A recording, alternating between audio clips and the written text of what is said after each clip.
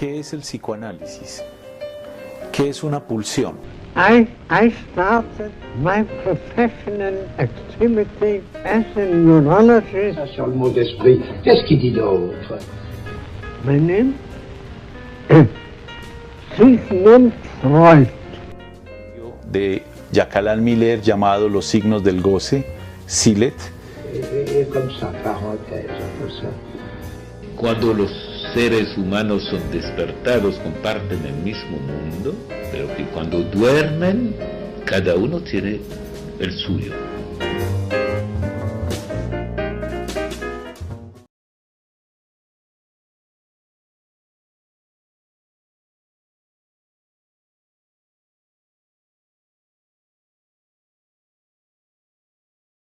En otro lugar, Lacan va a decir, la mujer es el síntoma del hombre. ¿Qué quiere decir?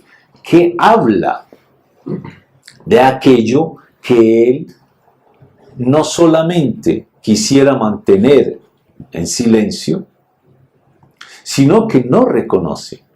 Porque la mujer puede llegar a leer esos signos y hablarlos. El síntoma habla por el sujeto. Algo para alguien. Pero si precisamente Lacan hace ese rodeo, por ejemplo, remite Miller a la página 91 de televisión, ¿cómo es que el síntoma, lo que se llama tal en análisis, no señaló ahí el camino? Está indicado, por lo menos, que si recuerda en ese momento el término signo es precisamente para referirse al síntoma y su estructura. Bueno, ¿por qué? Porque hay un elemento que no está dado en la lengua, en el lenguaje, que no está dado ni en la gramática, ni en la relación del significante con el significado, y ni siquiera con la significación fálica, como había argumentado antes, sino que sencillamente ese signo puede ser tomado por el cuerpo, es decir, escrito en el cuerpo. Y escrito en el cuerpo, el otro lo lee, es signo de algo. No se sabe de qué, por ahora. Es decir, que el síntoma, si bien puede responder a una estructura idéntica a la del lenguaje, como por ejemplo en la conferencia del sentido de los síntomas, ahí Freud revela un significado. Es decir, lo trata como un significante. Y hay un lado significante del síntoma. Eso está claro. Pero hay otro lado del síntoma que no está del lado del lenguaje, que no se reabsorbe completamente en el lenguaje. Por eso es tan necesaria esa diferencia entre representación y afecto. Digamos que hasta aquí la representación se reabsorbe todo en el significante, en la dimensión de la representación. Ahí se absorbe. Y ahí es donde tiene sentido. Pero hay un algo que no, que en su momento Freud llamaba representativo de la pulsión, ese quantum, ese afecto, eso que no se reprime, sino que se suprime, sino que se transforma en angustia, sino que se inhibe. Ahí está señalando algo que no era completamente en el orden significante. Y que Lacan necesita del signo para poder encontrar la relación de eso que no se reabsorbe del síntoma en el lenguaje, en el significante, para hablar de esa dimensión del síntoma. Y bien, es por eso que Lacan opone, en cierto modo, la interpretación como lectura, como un desciframiento de un mensaje, que entonces está cifrado, porque si necesita descifrarse es porque está cifrado, es una cifra. Y una cifra se lee. Hay pues una diferencia entre una cosa que se habla y una cosa que se escribe. Lo que se escribe llama a una lectura,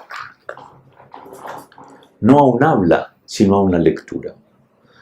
Cuando estaban allí los jeroglíficos egipcios, antes de Champollion. Por supuesto que nadie hablaba esos jeroglíficos.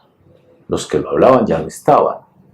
Se veían ahí esas ideogramas. Tampoco conocían el significado, pero el significado, sabemos, se anuda al significante. Y sin embargo era una escritura que llamaba a una lectura, una cifra que llamaba a un desciframiento bajo la forma de la lectura. Y eso fue posible cuando Champollion encuentra la piedra Rosetta. Ahí se descifra. Entonces, la interpretación es una lectura, un desciframiento del mensaje cifrado, siempre que se recuerde que en el síntoma el corte entre significante y significado está encarnado, mientras que en la palabra no lo está. Hay un corte entre significante y significado encarnado. Me gusta que diga encarnado, porque ahí pone carne, cuerpo. Entonces, dice, el síntoma nos presenta una materia del lenguaje y a veces un lenguaje que hace del cuerpo una materia distinta de los efectos de significado. El ejemplo freudiano del ataque histérico en el cual, bajo esa convulsión, una mujer al mismo tiempo se desviste con una mano y se viste con la otra, se presta un significado.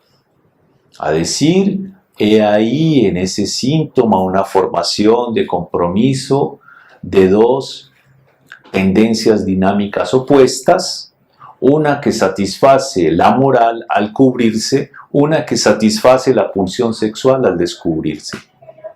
Al mismo tiempo que eso da un significado, es leído porque es un signo.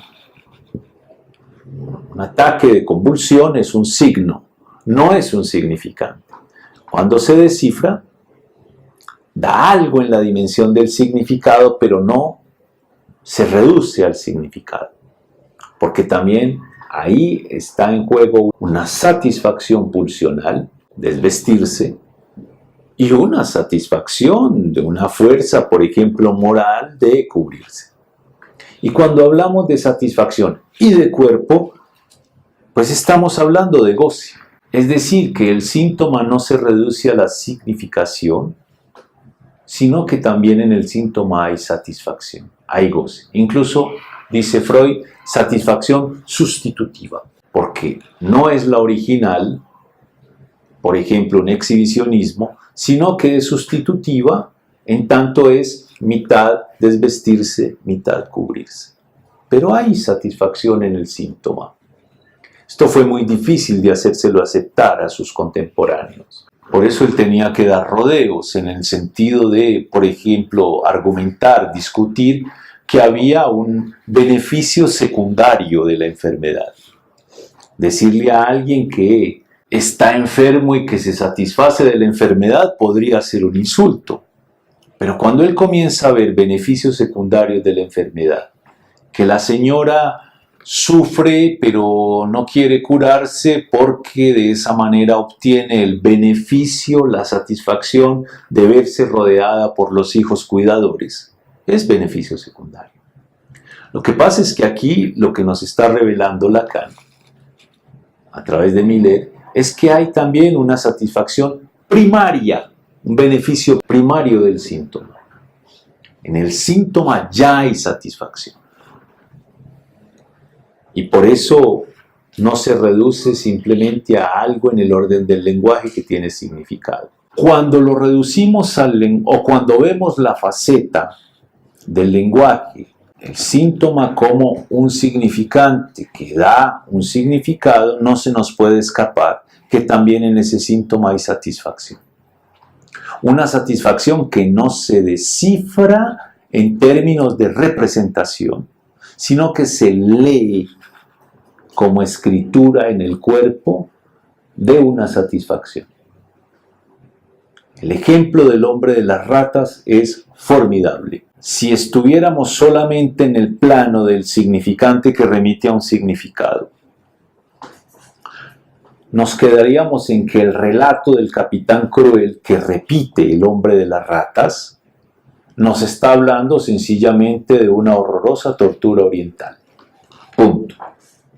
Pero a Freud no se le escapa que cuando Ernest Langer relata esa tortura, en su cara se dibuja un rictus, un gesto, precisamente un signo escrito en el cuerpo, que Freud lee como la satisfacción ignorada por el mismo sujeto. Es decir, una satisfacción inconsciente, pero allí estamos hablando de un goce sádico implicado en el relato que satisface pulsiones crueles en este hombre obsesivo.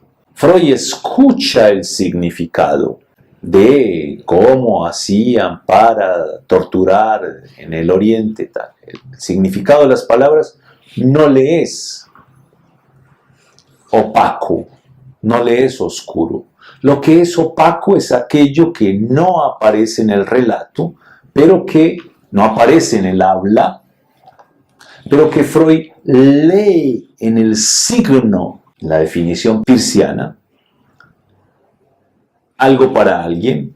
Bueno, ese signo es el algo que para ese alguien llamado Freud se dio a la lectura, como ahí hay una satisfacción de un orden que este sujeto ignora, una satisfacción ignorada por sí mismo. Es decir, que es de un orden distinto del placer, del principio del placer, es un más allá. Por eso Lacan vinculó el síntoma con la escritura y no con la palabra, nos dice Miller. No podemos decir lo mismo de la escritura, el sentido es lo que nos fascina en la palabra. ¿Qué quiere decir? Hay un placer, el sentido, un goce del sentido cuando hablamos. Juego de palabras, la adivinanza, el poema. Ahí hay todo un placer en descifrar el sentido. ¿Qué quiere decir? Siempre es nuestra pregunta. Pero en la escritura, ya no en la palabra, solo compete al significante en tanto se distingue de los efectos de significado. Pues bien, Lacan acentúa la estructura del lenguaje del inconsciente cuando dice el inconsciente está estructurado como un lenguaje. Lo que nos fascina en la palabra es el sentido. Sí, la poesía, qué quiere decir la metáfora, qué quiere decir la metonimia, qué quiere decir este sujeto cuando dice eso. Ahí estamos en la fascinación del sentido.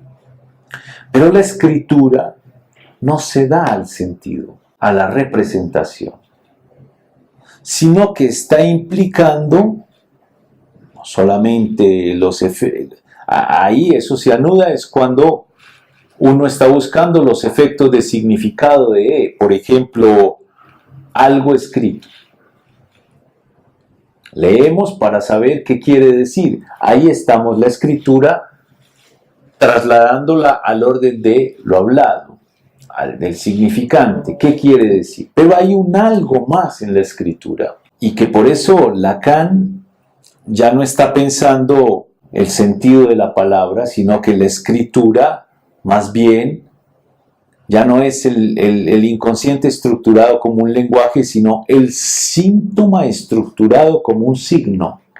El síntoma, dice Miller, lo remito a la página 426 de los escritos, en la comunicación del 57, siempre se trata de lectura y de escritura. El lapsus se trata de habla. Estaba hablando y se equivocó. Pero el síntoma se trata de escritura y de lectura. Un síntoma se escribe, un síntoma se lee. Y por eso es que él va escribiendo el síntoma no agotado en el efecto de significación, en el efecto semántico, sino que con relación al síntoma, dice, puede decirse que el efecto de significación vale como respuesta de lo real. vale a partir del efecto de goce. Aquí lo real es igual al efecto de goce. Entonces, no basta uno preguntarse qué quiere decir el síntoma, sino qué se goza en el síntoma. No solamente es una pregunta por el sentido. ¿Qué quiere decir ese síntoma? ¿Qué quiere decir que esa mujer corra de una habitación a otra, llame la mucama, le muestre? Ahí es por qué quiere decir, sino qué goza, cómo se goza del inconsciente esa mujer en ese síntoma, cómo podemos leer en ese síntoma que esa mujer goza del inconsciente de una manera particular. Leer, porque estamos hablando de una escritura. Entonces, si la lectura reclama escritura, comprendemos, hay en ello un efecto semántico que es fascinante, hay un efecto de escritura, la escritura toma el lenguaje fuera del sentido. Es decir, hay el hecho de que escrituras que no se hablan. Por ejemplo, en el chino es ideográfico, es un carácter, es un pictograma. Incluso artísticamente implica eso hasta una gimnasia para poder hacer el trazo firme de un solo envión. Pero si la escritura sirvió, por ejemplo, en cierta dinastía, para unificar todos esos lenguajes, dialectos tan distintos que se hablaban en la China, es precisamente porque enseguida vino ese afán de comprender, vino ese afán del lenguaje, de encontrar el significado y se aferró a algo que es escrito y que muchas veces no tiene nada que ver con lo que se habla. El lenguaje mismo nuestro. Yo no sé si a ustedes les provoca el mismo asombro, pero ¿cómo es que nosotros a unos trazos en una superficie, a literalmente un dibujo, cuando uno está aprendiendo, por ejemplo, a escribir, uno no escribe, uno dibuja la letra. Una rayita en una dirección, otra rayita en otra dirección, eso es un dibujo. Y los niños aprenden a dibujar las palabras antes de escribirlas. Cuando las escriben es porque ya saben que eso se anuda, por ejemplo, a un habla. Mientras tanto son dibujos. Pero lo asombroso es que enseguida nosotros a esos trazos en esa superficie le adjudiquemos una relación con lo hablado, que es de otra naturaleza. Hay una materialidad en la escritura que es de una naturaleza distinta a la materialidad del lenguaje, a la materialidad del significante, a la materialidad del significado. Lo más extremo nos lo dice Miller. El símbolo matemático es un dibujo. Por ejemplo, el dibujo de transfinito, pero también el dibujo del más, del menos, del dividido, del multiplicado. Eso no está reclamando un significado. El significado se lo damos luego, pero esos trazos por sí mismos no tienen significado. Son signos, algo para alguien.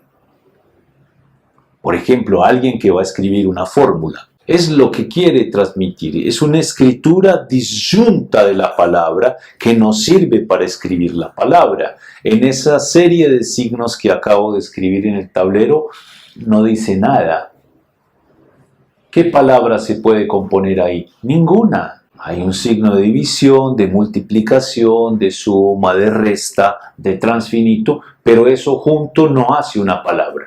¿Ven que es una cosa distinta a la escritura, al significante anudado a un significado? Bueno, el síntoma es eso. Es como un dividido, como un multiplicado, como una adicción, como una sustracción.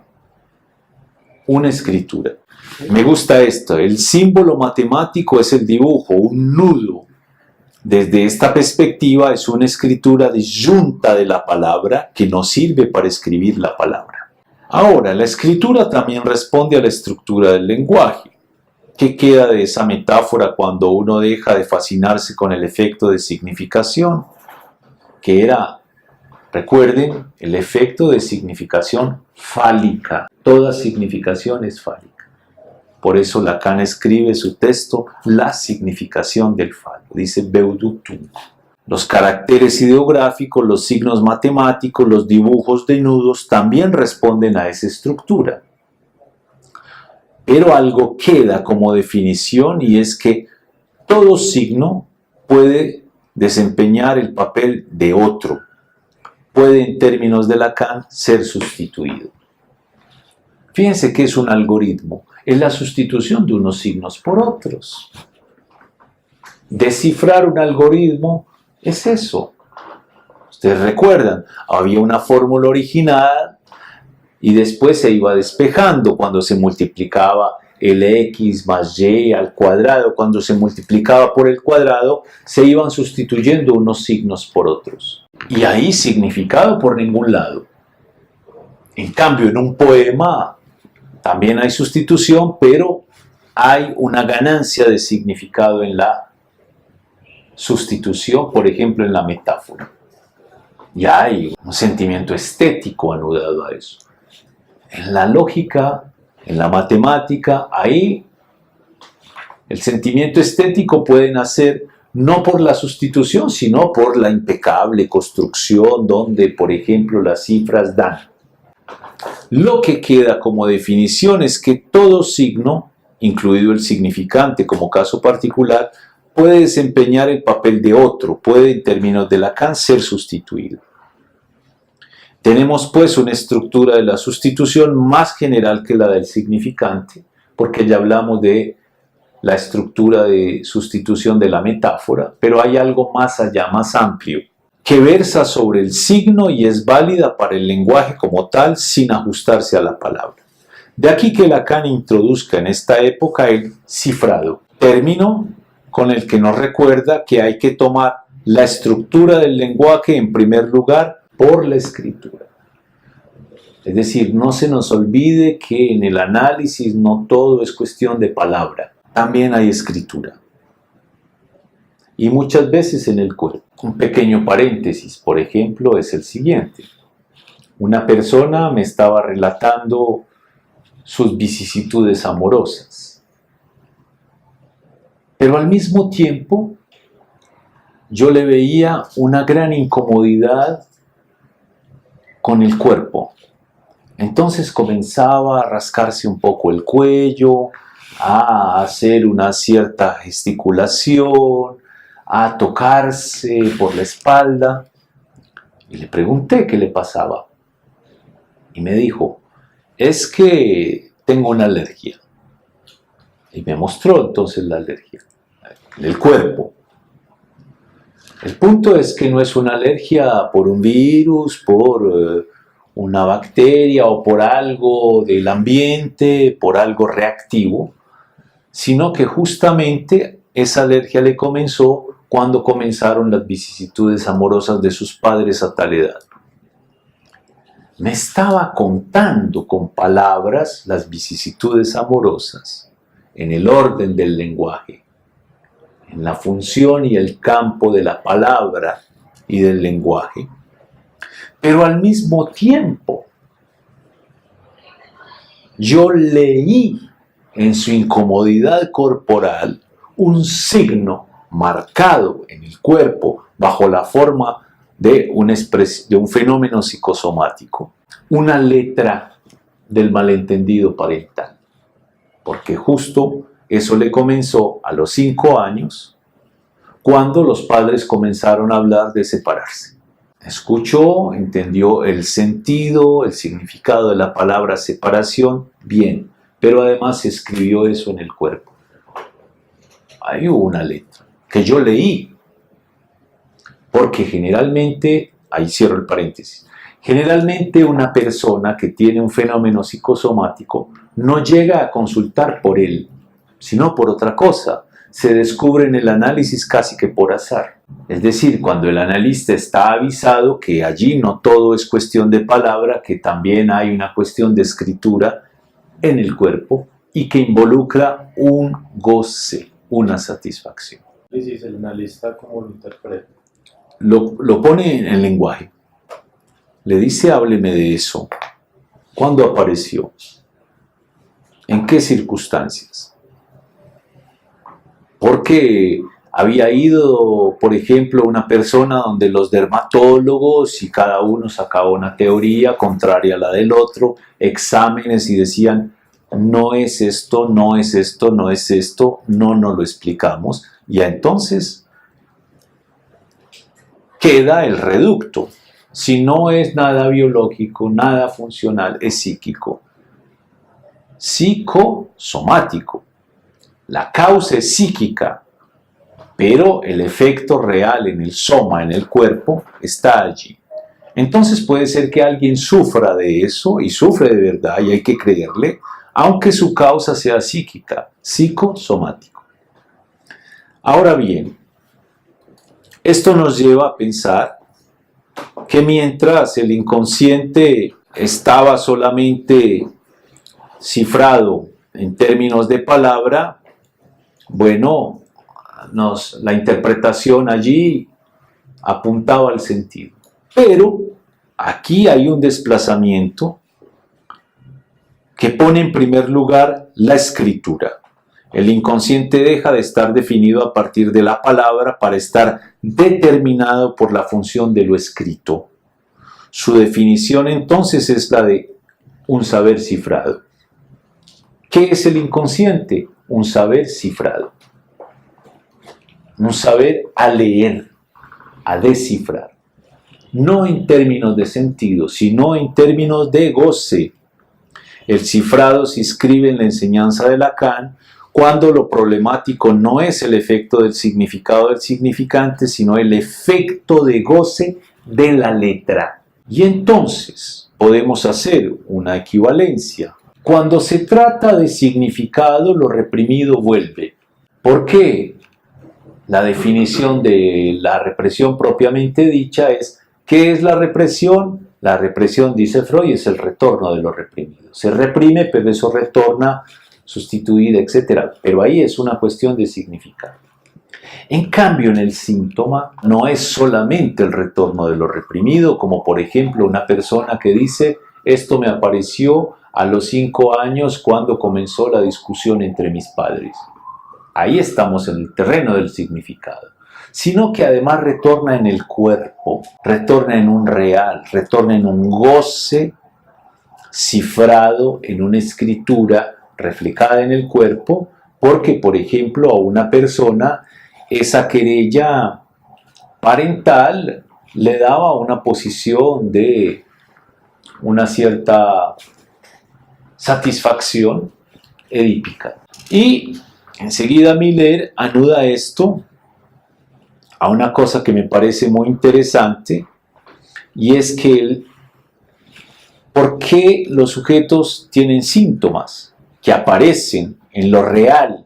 Y bien dice, tienen síntomas porque la relación sexual es imposible de cifrar. Esa es la tesis de Lacan. Como no hay una ley que determine un encuentro armonioso entre los seres, hombre-mujer, encontramos que el síntoma viene en el lugar de eso que no hay. El síntoma viene a escribir algo de eso que no hay. Y esto nos va a conducir poco a poco a la idea de que el significante tiene efectos de goce, pero no a partir de la significación, sino a partir de la letra, de la escritura. El inconsciente, entonces, vamos a tenerlo que considerar como un saber que consiste en el cifrado. Supone esta tesis que, aunque Lacan desliza de una manera poco solapada aquí y allá, deberíamos poner en la fachada de nuestros establecimientos: el goce está en el cifrado.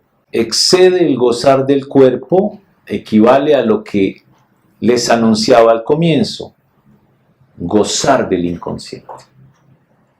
Se goza del inconsciente cuando en el cuerpo hay un exceso escrito allí.